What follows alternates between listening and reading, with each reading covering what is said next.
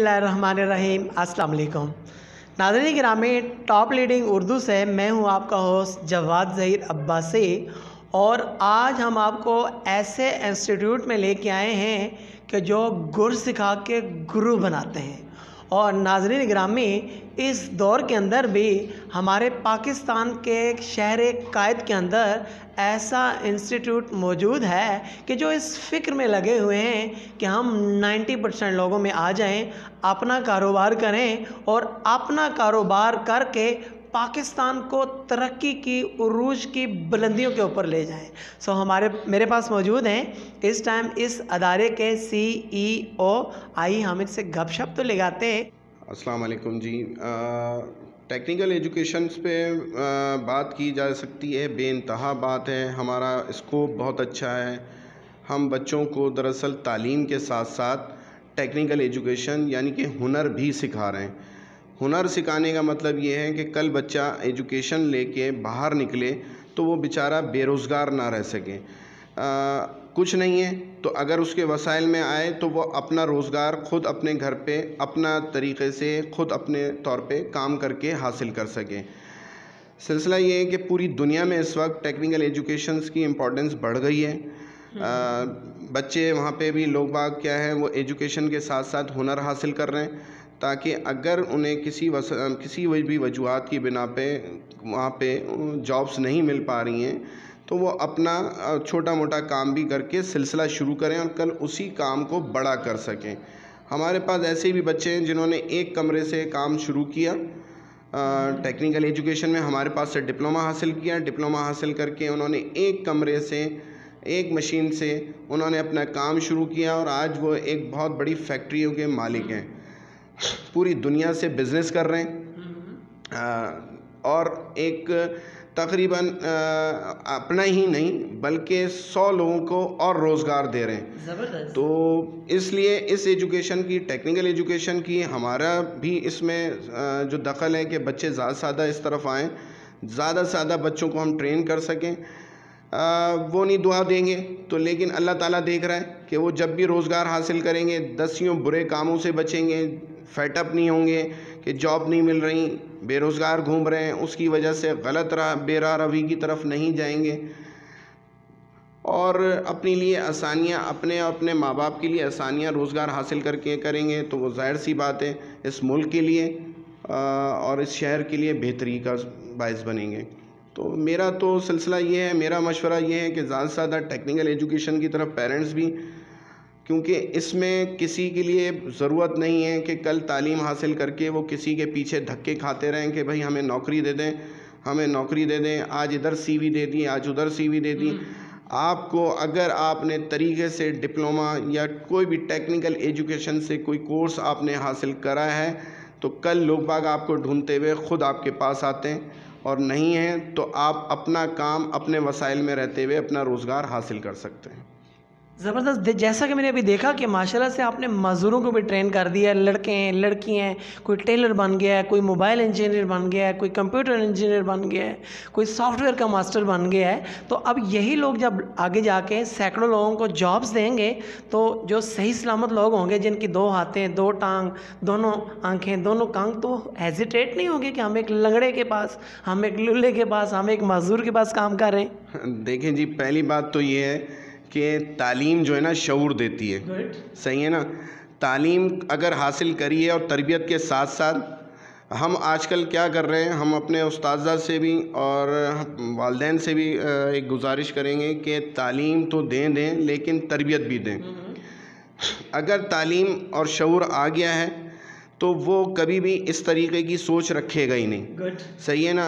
अगर अल्लाह ताला ने किसी के अंदर, मैंने आज आप लोगों से अभी हमारे जो इनामात या हमारे सर्टिफिकेट्स जो दिए गए हैं मैंने उसमें भी कहा कि अगर किसी के पास अल्लाह ताला ने उसको कोई सलाहियत दी है और अल्लाह ताला अगर उसको इज़्ज़त दे रहा है तो मैं या कोई और उसका कोई काम नहीं बनता कि उसको लेट डाउन करें या उससे जो है ना हेजिटेट हों।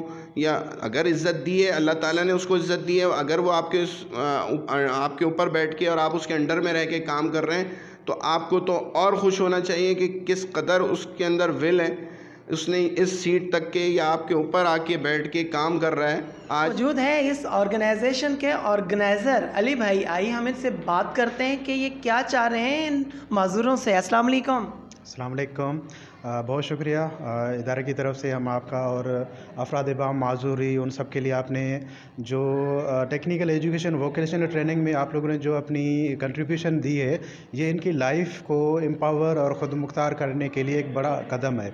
हमारे यहाँ मुआशरे में 2-3 कॉन्सेप्ट है। हमारे यहाँ जब कोई अफराद बाम माजूर होता है तो उसके लिए ये सोचा जाता है कि ये इनकी चैरिटी दी जाए या इनको खैरात दी जाए और वो उनको हमेशा के लिए अब देते रहें। लेकिन हमारे जो इदारा है, जो मेरे एडियल लेप्रोसी सेंटर और health nutrition and development society hands Pakistan, उनका ये मकसद है कि अफराद बाम माजूरी को ख़ुद मुख्तार किया जाए। ख़ुद मुख्तार मतलब है कि इनको हमेशा के लिए टेक्निकल एजुकेशन वोकेशनल ट्रेनिंग और इनको रिसोर्सेज फराम किए जाएँ ताकि ये अपने लाइफ का डिसीजन ले सकें और ख़ुद मुख्तार ज़िंदगी गुजार सकें।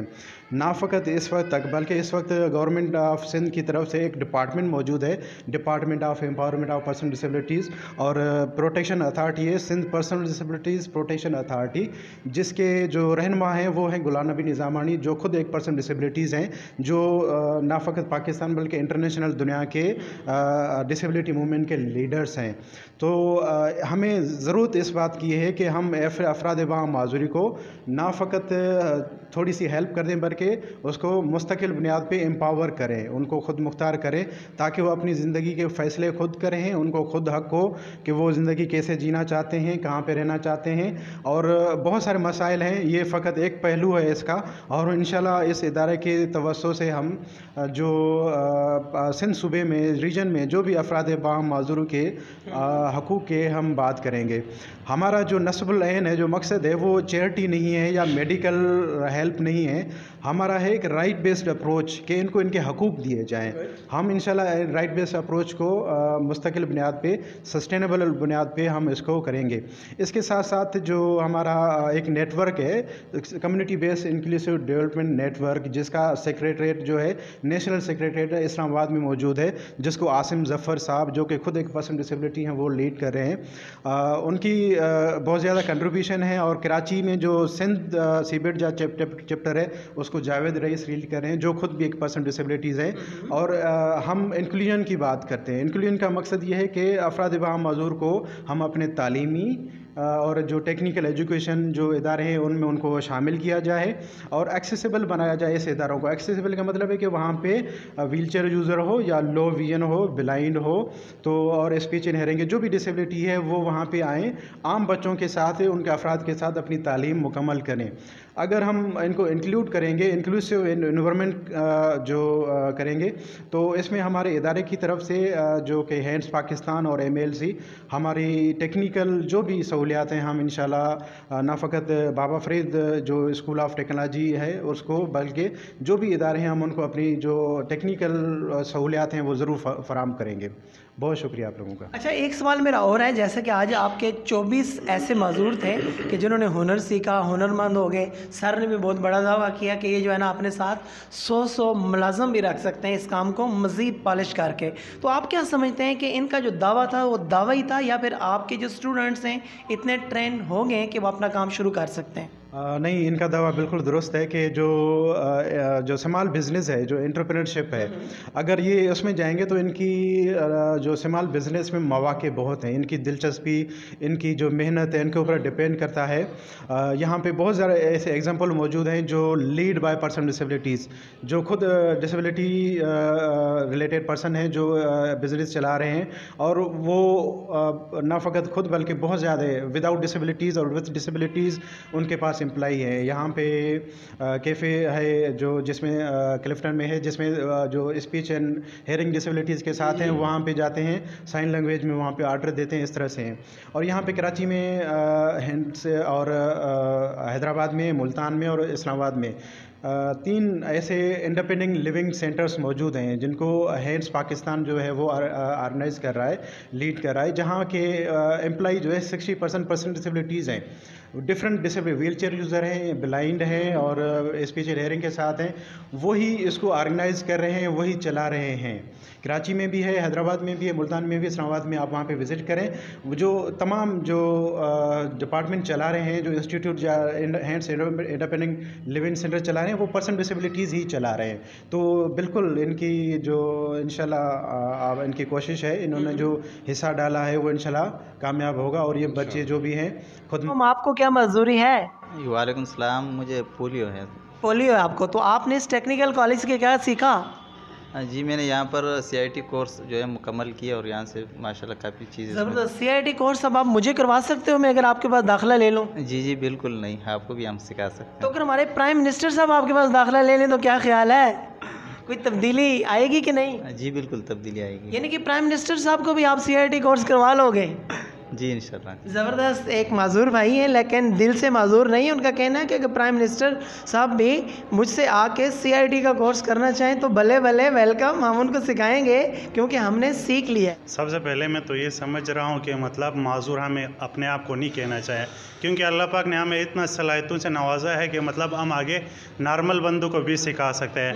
तो इंशाल्लाह हम कोशिश कर लेंगे कि आगे बच्चों को भी सिखाएंगे और हम अपने आप को महसूस नहीं करवाएंगे कि हम माजूर है, लेकिन अल्लाह ने हमें इतना सलाहियत रखा है कि हम आगे और भी बढ़ के लोगों को सिखा सकेंगे।